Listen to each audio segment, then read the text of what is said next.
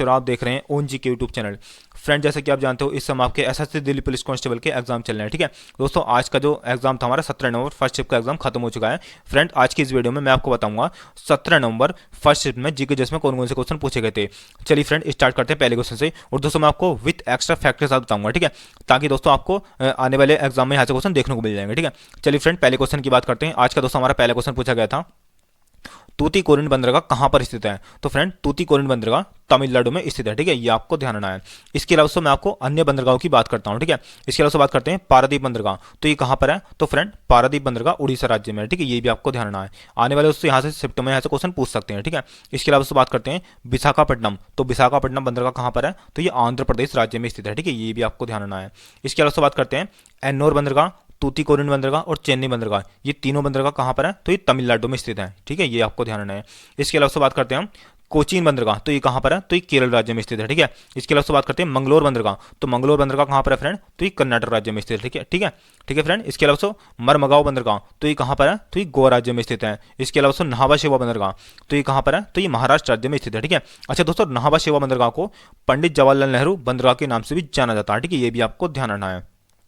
इसके अलावा फ्रेंड बात करते हैं कांडला बंदरगाह। तो ये कहाँ पर है। तो दोस्तों, ये गुजरात राज्य में स्थित है। ठीक है दोस्तों, आने वाली शिफ्ट में यहाँ से क्वेश्चन 100% बनेगा, इसलिए मैं आपको बता रहा हूँ। ठीक है दोस्तों, अगर मुझसे इस वीडियो में कोई क्वेश्चन छूट भी जाता है तो दोस्तों हमारी रोज रात को 8 बजे एक क्लास होती है, जिसमें दोस्तों मैं आपको तीनों शिफ्टों के क्वेश्चन बताता हूँ। ठीक है, तो दोस्तों मैं वहाँ पर इन क्वेश्चनों को पूरा कर दूंगा अगर कोई क्वेश्चन छूट भी जाता है मुझसे तो। ठीक है, चलिए फ्रेंड, अगले क्वेश्चन की बात करते हैं। अगला क्वेश्चन हमसे पूछा गया था, रजिया सुल्तान का कार्यकाल कितना था। ठीक है, ये क्वेश्चन पूछा गया था हमसे। तो फ्रेंड, रजिया सुल्तान ने कुल 4 साल कार्य किया था, मतलब 4 साल उन्होंने कार्य किया था। और दोस्तों उनका जो कार्यकाल था, उनका 1236 से 1240 तक उनका कार्यकाल रहा था।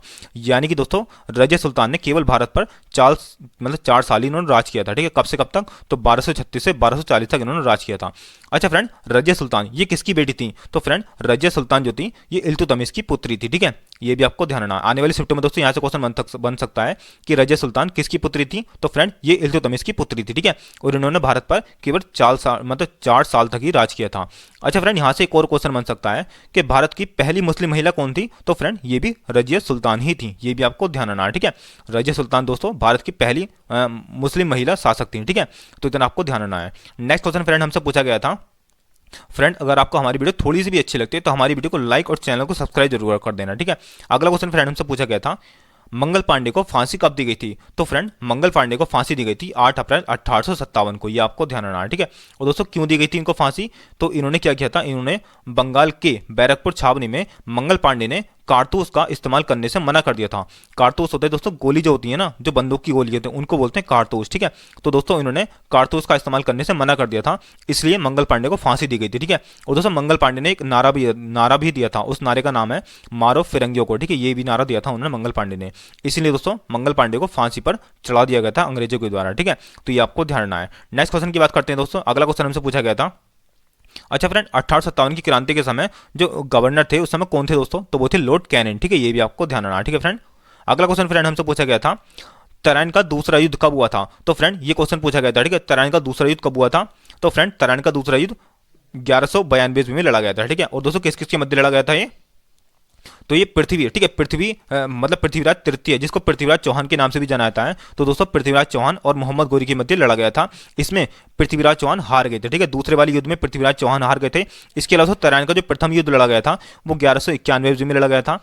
ये भी दोस्तों पृथ्वीराज चौहान और मोहम्मद गोरी के बीच लड़ा गया था। ठीक है, इसमें दोस्तों क्या हुआ था, इसमें पृथ्वीराज चौहान जीत गए थे, मतलब पहले वाले में पृथ्वीराज चौहान जीत गए थे और दूसरे वाले युद्ध में पृथ्वीराज चौहान हार गए थे। ठीक है, किससे हार गए थे।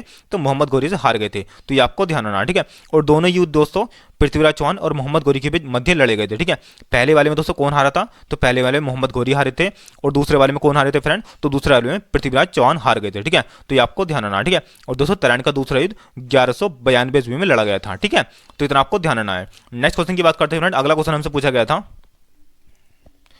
1857 की क्रांति का प्रमुख कारण क्या था। तो फ्रेंड, 1857 की क्रांति का प्रमुख कारण था ब्रिटिश साम्राज्य की नीतियां थी। ठीक है, जिससे तंग आकर अनंत विद्रोह का ज्वालामुखी फूट पड़ा था। तो ये आपको ध्यान रखना। ठीक है, क्या कारण था फ्रेंड। तो ये ब्रिटिश साम्राज्य की नीतियां थी। ठीक है, 1857 की क्रांति के समय। चलिए फ्रेंड, अगले क्वेश्चन की बात करते हैं। अगला क्वेश्चन हमसे पूछा गया था, लोसांग उत्सव कहाँ मनाया जाता है? तो फ्रेंड लोसांग उत्सव जो है ये सिक्किम में मनाया जाता है, ठीक है, ये आपको ध्यान रखना है। अच्छा दोस्तों, लोसांग जो उत्सव जो है ये भूटिया जनजाति का सिक्किमी नव वर्ष है, ठीक है, मतलब दोस्तों भूटिया जनजाति जो है इसको नव वर्ष के रूप में मनाती है, ठीक है, ये आपको ध्यान रखना है, ठीक है, यानी कि नए साल के रूप में भूटिया जनजाति इस त्योहार को मनाती है। नेक्स्ट क्वेश्चन की बात करते हैं फ्रेंड। अगला क्वेश्चन हमसे पूछा गया था 2011 की जनगणना में मतलब जनगणना आयुक्त कौन थे फ्रेंड? उस समय जिस समय 2011 की जनगणना हुई थी उस समय जनगणना आयुक्त कौन थे? तो फ्रेंड उस समय जनगणना आयुक्त सी चंद्रमौली थे, ठीक है, ये भी आपको ध्यान रखना है। इसके अलावा बात करते हैं यहाँ से हम मतलब आज़ादी के बाद भारत की पहली जनगणना जो हुई थी ये 1951 में हुई थी, ठीक है, ये आपको ध्यान रखना है, ठीक है फ्रेंड। इसके अलावा बात करते हैं जो 1951 में जनगणना आयुक्त थे वो कौन थे फ्रेंड? तो वो थे गोपाला स्वामी, ठीक है, इनका पूरा नाम है श्री R.A. गोपाला स्वामी। उस समय 1951 में जनगणना आयुक्त थे, ठीक है, ये आपको ध्यान रखना है। अच्छा फ्रेंड, जो जनगणना की शुरुआत हुई थी वो कब हुई थी? तो फ्रेंड जनगणना की शुरुआत लॉर्ड मेयो के शासनकाल में 1872 में हुई थी, ठीक है, पहली जनगणना। इसके अलावा जो नियमित जनगणना की शुरुआत हुई थी वो कब हुई थी? तो फ्रेंड नियमित जनगणना ये 1881 में हुई थी, ये भी आपको ध्यान रखना है, ठीक है। और दोस्तों जनगणना जो होती है हर 10 साल के बाद होती है, ये आपको ध्यान रखना है, ठीक है।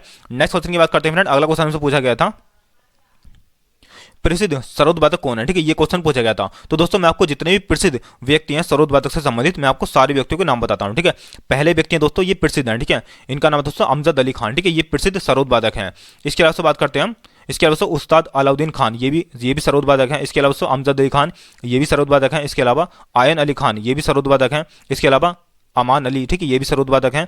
इसके अलावा अली अकबर खान ये भी सरोदवादक हैं। इसके अलावा विकास महाराज का संबंध भी सरोदवादक है, ठीक है, ये भी। इसके अलावा दौलत खान इनका संबंध भी सरोदवादक से है। इसके अलावा शरण, ठीक है, शरण रानी इनका संबंध भी दोस्तों सरोदवादक से है, ठीक है, ये क्वेश्चन दोस्तों पूछे गए थे, ठीक है। नेक्स्ट क्वेश्चन की बात करते हैं। अगला क्वेश्चन हमसे पूछा गया था प्रसिद्ध बांसुरी वादक कौन है? तो फ्रेंड प्रसिद्ध बांसुरी वादक जो है ये हरिप्रसाद चौरसिया है, ठीक है। और दोस्तों ये आज की शिफ्ट में पूछा गया क्वेश्चन था। इसके अलावा पन्नालाल घोष भी ये बांसुरी वादक है, ठीक है। ऑप्शन में दोस्तों इन दोनों में से किसी एक का नाम दे रखा होगा तो वही ऑप्शन इसमें राइट हो जाता है, ठीक है। इसके अलावा मैं आपको अन्य व्यक्तियों के नाम बताता हूँ जो बांसुरी बजाते हैं। तो फ्रेंड ये एक तो हमारे बी कुंज, ठीक है, बी कुंज मणि है। इसके अलावा एन नीला है। इसके अलावा राजेंद्र प्रसन्न है। इसके अलावा राजेंद्र कुलकर्णी है, ठीक है। तो दोस्तों ये सभी 4 व्यक्ति, यानी कि 4 और 2 6, ये 6 के 6 व्यक्ति दोस्तों ये बांसुरी बजाते हैं, ठीक है। तो ये आपको ध्यान रखना है। नेक्स्ट क्वेश्चन की बात करते हैं फ्रेंड। अगला क्वेश्चन हमसे पूछा गया था किस संविधान संशोधन द्वारा मतदान की आयु 21 वर्ष से घटाकर 18 वर्ष कर दी गई थी? तो फ्रेंड ये की गई थी 1989 में 61वें संविधान संशोधन द्वारा, ठीक है, ये भी आपको ध्यान रखना है, ठीक है। ठीक है फ्रेंड, कब की गई थी? तो ये 1989 यानी कि 88 या 89 आ जाए कोई बात नहीं है। 1988-89 में 61वें संविधान संशोधन द्वारा मतलब इसकी आयु 21 वर्ष से घटाकर 18 वर्ष कर दी गई थी, ठीक है, ये आपको ध्यान रखना है। और दोस्तों ये संविधान संशोधन कब हुआ था? तो ये 1988 में हुआ था, ठीक है, ये भी आपको ध्यान रखना है, ठीक है। नेक्स्ट क्वेश्चन की बात करते हैं फ्रेंड। अगला क्वेश्चन हमसे पूछा गया था मौलिक कर्तव्य कहां से लिए गए हैं? तो फ्रेंड मौलिक कर्तव्य जो है ये रूस के संविधान से लिए गए हैं, ठीक है, ये आपको ध्यान रखना है। अच्छा दोस्तों मौलिक कर्तव्य जो है ये संविधान में किस समिति की सिफारिश से जोड़े गए थे? तो फ्रेंड ये जोड़े गए थे सरदार स्वर्ण सिंह की सरदार स्वर्ण सिंह समिति की सिफारिश पर मौलिक कर्तव्य भाग 4 का ए में जोड़े गए थे, ठीक है, भाग 4A में जोड़े गए थे मौलिक कर्तव्य। और कहां से लिए गए फ्रेंड? तो ये रूस के संविधान से लिए गए हैं।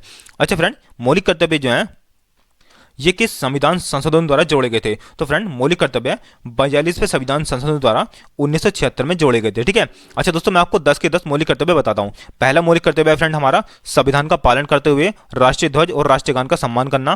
फ्रेंड यहां से क्वेश्चन बन रहा है, ठीक है, इसलिए मैं आपको बता रहा हूं ये। दूसरा मौलिक कर्तव्य हमारा स्वतंत्रता संग्राम के सिद्धांतों का पालन करना। इसके अलावा तीसरा मौलिक कर्तव्य हमारा भारत की संप्रभुता और अखंडता की रक्षा करना। इसके अलावा चौथा मौलिक कर्तव्य हमारा जब आह्वान किया जाए देश की रक्षा करें और राष्ट्रीय कर्तव्य का, ठीक है, राष्ट्रीय कर्तव्य का प्रदान करें। इसके अलावा जो हमारा 5वां मौलिक कर्तव्य है भाईचारे की भावना, ठीक है। इसके अलावा 6वां हमारा मौलिक कर्तव्य है मिश्रित संस्कृति को जीवित रखना।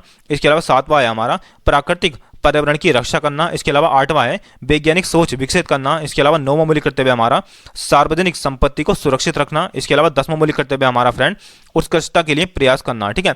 इसके अलावा हमारा आखिरी यानी कि 11वां मौलिक कर्तव्य है सभी माता पिता और अभिभावकों की जिम्मेदारी है कि वे अपने 6 से 14 वर्ष के बच्चों को स्कूल भेजें, ठीक है, ये हमारा 11वां मौलिक कर्तव्य है। अच्छा फ्रेंड मौलिक कर्तव्य जो मतलब 11वां मौलिक कर्तव्य कब जोड़ा गया था? तो फ्रेंड 11वां मौलिक कर्तव्य 86वें संविधान संशोधन द्वारा कब जोड़ा गया था? 2002 में जोड़ा गया था, ठीक है, 86वें संविधान संशोधन द्वारा 2002 में 11वां मौलिक कर्तव्य जोड़ा गया था, ठीक है। तो ये आपको ध्यान रखना है। नेक्स्ट क्वेश्चन की बात करते हैं फ्रेंड। अगला क्वेश्चन हमसे पूछा गया था विशु निम्नलिखित में से किस राज्य का प्रसिद्ध त्योहार है? तो फ्रेंड विशु त्योहार जो है ये केरल राज्य का प्रसिद्ध त्योहार है, ठीक है, ये आपको ध्यान रखना है, ठीक है।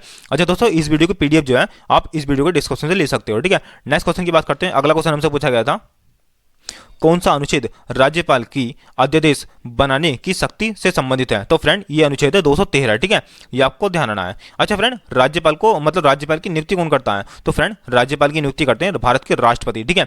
अच्छा फ्रेंड, राज्यपाल को शपथ कौन दिलाते हैं? तो राज्यपाल को शपथ दिलाते हैं हाई कोर्ट के मुख्य न्यायाधीश, ठीक है, ये आपको ध्यान रखना है। नेक्स्ट क्वेश्चन फ्रेंड हमसे पूछा गया था। फ्रेंड आज के लिए इतना ही। फ्रेंड अगर इस वीडियो में दोस्तों कोई क्वेश्चन छूट जाता है तो मैं आपको रात को 8 बजे उस क्लास में बता दूंगा, ठीक है। चलिए फ्रेंड, मिलते हैं नेक्स्ट वीडियो में, तब तक के लिए जय हिंद जय भारत, ठीक है।